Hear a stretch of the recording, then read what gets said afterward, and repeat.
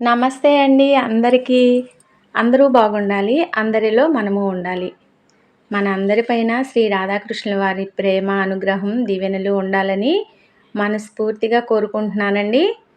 మీ అందరికీ నేను పేరు పేరున మరీ ధన్యవాదాలు తెలియజేసుకుంటున్నాను.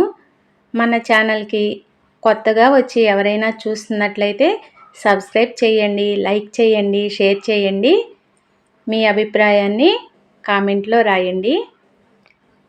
ఇక ఈరోజు వీడియో వచ్చేసి తెల్లవారుజామునే లెగిసి పూజ చేసుకుంటున్నాను కదా. దేవుడి దగ్గర నిర్మాల్యం అంతా తీసివేసి మంచిగా శుభ్రం చేసేసుకుని దేవునికి నిన్న పెట్టిన పువ్వులు అవన్నీ అలంకరణగా ఉన్నాయి కదండి చాలా. ఇక అవన్నీ పక్కన పెట్టేసి నిర్మాల్యం మొత్తం క్లీన్ చేసేస్తున్నాను. దేవుడి మందిరం అంతా ఎంతో ప్రశాంతంగా ఉంటుందండి తెల్లవారుజామున లెగిస్తే. ఇవి మన చెట్టు పువ్వులే అని చెప్తున్నాను కదండి. నిన్న కోసేసి పొద్దున పూటే ఫ్రిడ్జ్లో పెట్టేస్తే ఈరోజు తెల్లవారుజామున ఇలా ఉపయోగిస్తున్నాను అనమాట. పొద్దున్నే మొగ్గలుగా ఉంటాయి, విడలవు కదా, అందుకని చెప్పి ఈరోజు పువ్వులు రేపొద్దున్న అట్లా పెడుతున్నాను. ఇంకప్పటికి చాలా టైం అయిపోయిందండి అనుకుంటూ ఇంకా ఇలాగా పూజ చేస్తున్నానండి. ఒక్క శ్రీకృష్ణ భగవానుడికి చేసుకుంటే అందరి దేవీ దేవతలకి చేసినంత ఫలితం ఉంటుందంటండి. నాకు తెలియదు. ఈ భక్తి శ్రీకృష్ణ భక్తిలోకి వచ్చిన తర్వాత అన్నీ నిదానంగా ఒకటి తెలుసుకున్నానండి. అంతకు ముందల సాయిబాబా అంటే నాకు ఊహ తెలిసినప్పటి నుండి ఆయన్నే పూజించేదాన్ని. ఆయన్ని పూజించటం వల్లే ఈ మార్గాన్ని చూపించారు ఆయన అని అనుకుంటా నేను.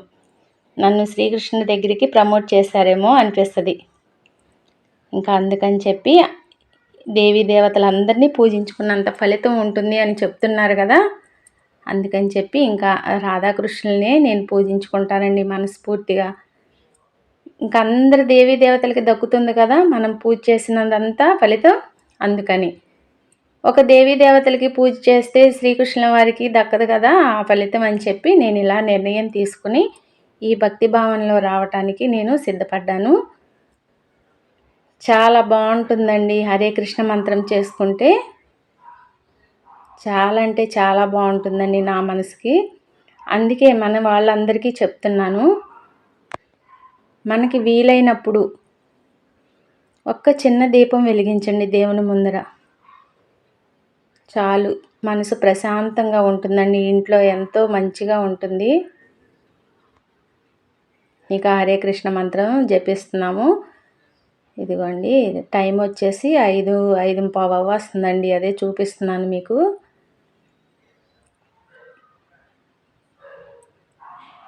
అదనమాట. ఏ ఊరో తెలియదండి. ఎక్కడెక్కడ అమెరికా నుండి కూడా ఉంటారండి ఈ క్లాస్లో. అందరూ పెద్దగా చదువుకున్న వాళ్ళేనండి. ఇది మాయాపూర్ నుండి ప్రత్యక్ష ప్రసారం ఇస్తారండి మాకు లైవ్. ఇది చూసుకుంటూ మంత్ర జపం చేస్తామన్నమాట. ఫోన్లో లైవ్ ఇస్తారు.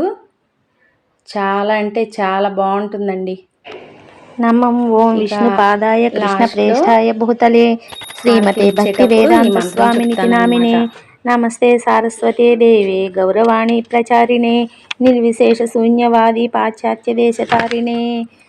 నమం ఓం విష్ణు పాదాయ కృష్ణ ప్రేష్ఠాయ భూతలే శ్రీమతే భక్తి సిద్ధాంత సరస్వతీతి నామినే. హరే కృష్ణ కృష్ణ కృష్ణ హరే హరే, హరే రామ రామ రామ హరే హరే, హరే కృష్ణ కృష్ణ కృష్ణ హరే హరే, హరే రామ రామ రామ హరే హరే. ఇక పూజ అయిపోయింది కదా. ఇలాగా ఉద్యాపన చెప్పేసుకొని హారతి ఇచ్చి నేను కూడా హారతి తీసుకుంటానండి. ఇంకా తెల్లవారింది, వర్షం తుప్పర పడుతూనే ఉందండి. ఇక ఒక ముగ్గు కర్ర వేద్దాము గుమ్మంలో అని చెప్పి వెళ్ళానన్నమాట. పొద్దున్నే 7 అవుతుందండి ఇప్పుడు టైము. ఇక చిన్న ముగ్గు వేసేసి చెట్టున పువ్వులు అవి ఉన్నవి అవి కోసేసి రేపొద్దునకి ఉపయోగిస్తాను కదా రాధాకృష్ణుల వారికి. ఇంకా ఆ పువ్వులు, కొంచెం తులసి ఆకు, మారేడు దళాలు అన్నీ కోసేస్తానండి. ముగ్గంటూ పెద్దగా ఏమీ పెట్టలేదులేండి, వర్షం వచ్చేస్తుంది కదా. చిన్న ముగ్గే వేసేసి గబగబా లోపలికి వచ్చాను. చేసుకోవాల్సిన పనులు చాలానే ఉన్నాయి అండి. నిన్న కూడా బట్టలు ఉతకలేదు కదా, ఈరోజు ఇంకా చాలా ఉన్నాయి. బట్టలు ఎక్కువైపోతే నాకు బెంగగా ఉంటుంది. ఇక ఈరోజన్నా కొంచెం ఎండ పొడవొస్తే ఉతుకుదాము అని ఇంకా ముగ్గు వేసి లోపలికి వచ్చేసి, ఇదిగోండి మా చెట్ల మందార పువ్వులు ఇలా పూస్తాయి అన్నమాట. ఇంకా చాలానే పూస్తున్నాయండి బాగా. నేను కూరగాయలు కడిగిన నీళ్ళు అవన్నీ పోస్తూ ఉంటాను అన్నమాట. అందుకని చాలా పువ్వులు వస్తున్నాయి. అవేమో దేవగన్నేరు పువ్వులు, తులసి దళాలు, ఇదిగోండి దేవగన్నేరు పువ్వు 2 పువ్వులు పూసినాయండి. ఇవి గుడి దగ్గర ఉంటాయి కదా, ఈ పువ్వులు గుడి దగ్గర చెట్లు ఉంటాయి కదా, అవి అన్నమాట. మారేడు దళం, శివుడికి ఎంతో ఇష్టమైన మారేడు దళం అన్నమాట అది. ఇంకా ఇదిగోండి పువ్వులు తీసుకుని లోపలికి వచ్చేసాను. ఇంకా ఇడ్లీ వేద్దామని చెప్పి రాత్రి పిండి కలిపేసి ఉంచానండి. మంచిగా చక్కగా నానిపోయి పిండి కొద్దిగా పొంగిందండి, ఎక్కువగా పొంగలేదు. ఇంకా కలిపేసేసి ఇడ్లీ వేద్దామని చెప్పి ప్రిపేర్ చేస్తున్నానండి. చట్నీ కూడా చేసేయాలి. ఇదిగోండి మాత్రం నేను పొట్టు కొంచెం ఉంచుతాను కదా, అందుకని కొంచెం బ్లాక్ షేడ్లో కనిపిస్తుందండి, అంత వైట్గా కనిపించదు. ఇంకా ఇడ్లీ వేసి పెట్టేసేద్దాము అని చెప్పి ఇలాగ ప్రిపేర్ చేసేస్తున్నానండి. చట్నీ లేనిదే అసలు తినరు కదా, చేసేయాలండి చట్నీ. ఈ ఇడ్లీ రేకులండి, అవి బెజ్జాలు ఉన్నాయి కదా, ఆ ఇడ్లీ పైకి వచ్చేలాగా పెట్టాలంట. నాకు తెలీదు, అలాగా తెలుసుకొని అట్లా చేస్తున్నాను అనమాట. అంటే ఎలా అంటే అలా పెట్టేసేదాన్ని మామూలుగా వేసి, కానీ ఆ బెజ్జాలు ఇడ్లీ పైకి వచ్చేటట్టు రేఖకి రేఖ పెట్టాలంటండి. ఇదిగోండి కొంచెంగానే చేస్తున్నాలేండి చట్నీ. ఏమంటే మిగిలిపోతుంటే మళ్ళీ అది రేపొద్దున తినాల్సి వస్తుంది. ఎందుకు అంత అవసరమో, ఎప్పటికప్పుడు నీట్గా ఎప్పటికప్పుడు అది ఫ్రెష్గా చేసుకోవచ్చు కదా అని చెప్పి కొంచెం మాత్రమే చేశాను. ఇంకా రాత్రి పడుకునే ముందులే నేను అంత శుభ్రం చేసేసుకుంటేనే, నేను అంత తెల్లవారుజామున లెగిస్తే నాకు ఆ పని అంతా తగ్గిద్దండి. లేదంటే ఎక్కడ పెడితే ఇక నాకు తెల్లారిపోతుంది అనమాట, ఈ వంటగదులు అన్నీ శుభ్రం చేసేసుకునేసరికి. అందుకని ఎంత బద్ధకమైనా సరే పడుకునేటప్పుడు మాత్రం వంటగది అనేది క్లీన్ చేసుకునే పడుకుంటానండి. ఇంకా ఇదిగోండి, ఇంకా ఇడ్లీ ఉడుకుతూ ఉంది. రాత్రి కడిగిన గిన్నెలు అన్నీ సారీ అండి, రాత్రి గిన్నెలన్నీ పెట్టేసి ఉంచాను కదా, ఇవి పొద్దున్నే కడిగాను.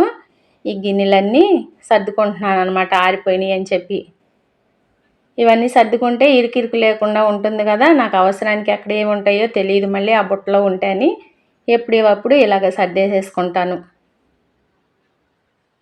ఇక ఈ బొప్పాస్కాయ అండి మన చెట్టుదేనండి, చాలా బాగుందండి. ఇంకా అయిపోవచ్చినాయి, ఒక 3 కాయలు ఏమో ఉంటాయి అనుకుంటా చెట్టున, అంతే.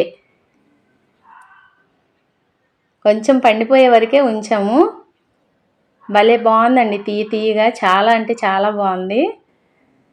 ఇంకా కొంచెం మునగాకు వాటర్ అవి ఉన్నవి, అవి తాగేసి ఇవి బాదం పప్పు, ఇవి ఏంటి సన్ రైజ్ పప్పులు, ఇవన్నీ నానపెడతాను కదండి, అవి పొద్దునకి కొంచెంగా తింటాము.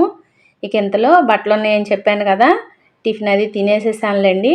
ఇక సబ్బు పెట్టే పని లేకుండా లిక్విడ్ తీసుకొస్తారండి ఈయన. చాలా బాగుంటుందండి, అసలు సబ్బుతో పని ఉండదు, మంచిగా వదిలిపోతుంది మురికంతా. అంత మురికేం ఉండదు, ఇంట్లో ఉండే బట్టలే కదా, అయినా కూడా కొంచెం అంతా వేస్తానండి, ఎక్కువగా కూడా వేయను. ఇక ఇలాగా వాష్ చేసేస్తున్నానండి. నిన్నటి ఈ రోజుటి కదా, చాలానే ఉన్నాయి ఎక్కువ.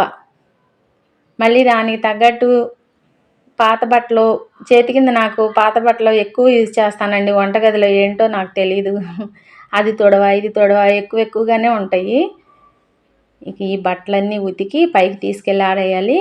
మంగారుగానే ఉంది, మబ్బు అనేది తుపర కూడా పడుతుందిలేండి, ఇప్పుడు ఆగింది. ఇక ఇలాగే ఆపేస్తే ఆరితే ఆరుతాయి, ఉంటాయిలే అని చెప్పి ఉతికి ఆరేసేసేద్దాంలే. ఈ ఇంటి చుట్టూనేమో కట్టుకోవటానికి వీలు లేదు, వర్షం తడవకోకుండా పోనీ గాలి కారుతాయి అనుకుంటే అది లేదు. ఇంకేం చేస్తాం, తప్పదు కదా.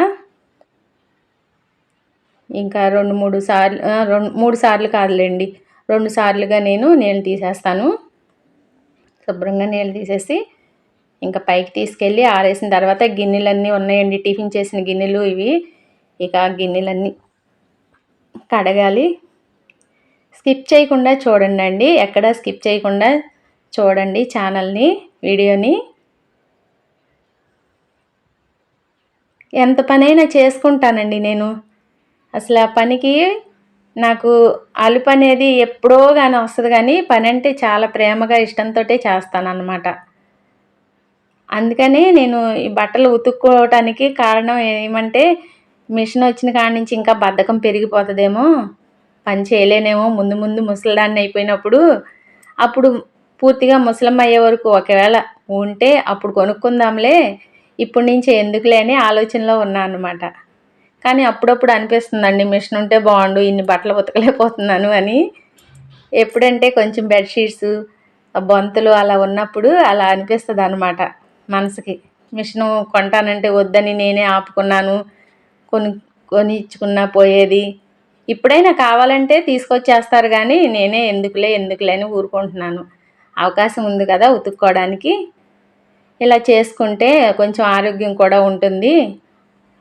ఇవన్నీ వచ్చిన కాడి నుంచి సుఖపడిపోయి ఒంట్లో రోగాలు తెచ్చుకోవటం తప్పితే, బయటికి వెళ్ళి ఉద్యోగాలు చేసే వాళ్ళకంటే తప్పదు కదా, చేసుకోలేని వాళ్ళకంటే తప్పదు, నేను చేసుకోగలుగుతున్నాను కదా అని చిన్న ఆలోచనలో పడ్డాను.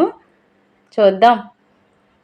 అది వస్తువు మనకి రావాలి అని ఉంటే టైము అది ఆగదండి. మనం ఎంత వద్దనుకున్నా వస్తుంది. కావాలనుకుంటే రావద్దు అని మనలో రాసి మన రాతలో రాసి ఉంటే అది ఎంత ప్రయత్నించినా రాదు కదా. ఇదిగోండి ఇలా గాలేస్తుంది, ఆరేసేసాను. ఇక క్లిప్పులు కూడా పెట్టేస్తానండి, క్లిప్పులు పెట్టకపోతే ఎగిరిపోతాయని. లైట్గానే వేస్తుంది గాలి, పెద్దగా ఏమి వేయట్లేదు. ఇక ఈ మాత్రం ఇదిగోండి ఇలాగ ఆరేసేసాను అన్నమాట. ఇదిగోండి ఎన్నో బట్టలు ఉంటాయండి బాబోయ్, ఇలాగ పలుచగా ఆరేస్తేనే ఆరతయ్య ఆరవా తుప్పురు పడతానే ఉంది. సర్లే ఏదైతే అది అయ్యిందిలే అని చెప్పి ఆరేసేసి వచ్చేసాను అనమాట. ఇక కిందకి వెళ్ళిపోదాము. లైట్గా వేస్తుందండి గాలి, పెద్దగా వేయట్లే. ఇవేమో పాత బట్టలండి, అంటే చేతి కింద కాళ్ళ కింద వేసి తుడిచే బట్టలు అనమాట.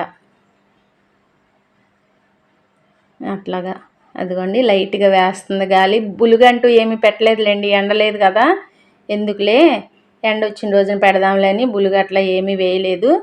ఇక కిందకి వెళ్ళిపోవాలి అని చెప్పి కిందకు వచ్చేసానండి. వచ్చేసరికి ఇవ్వండి గిన్నెలు ఎదురు చూస్తున్నాయి. టిఫిన్ ఇంకా వంట చేయలేదండి. ఈ గిన్నెలు కూడా కడిగేసి ఇదంతా క్లీన్ చేసేసి అప్పుడు చేసి వంట చేద్దాంలే అని. వంట చేసింది కూడా వీడియో పెడదాం అనుకున్నానండి, ఫోన్ సపోర్ట్ చేయట్లేదు. ఇంకా వీడియో ఆన్ చేస్తుంటే ఆఫ్ అయిపోతుంది టింగ్ టింగ్ మని. అందుకని చెప్పి ఇంకా వంట వీడియో అది ఏమి షేర్ చేయలేదు. ట్రై చేశాను కానీ పొయ్యి దగ్గర కెమెరా పెట్టి అస్సలు అవ్వలేదు అన్నమాట. ఇంతవరకే వీడియో చేశానండి.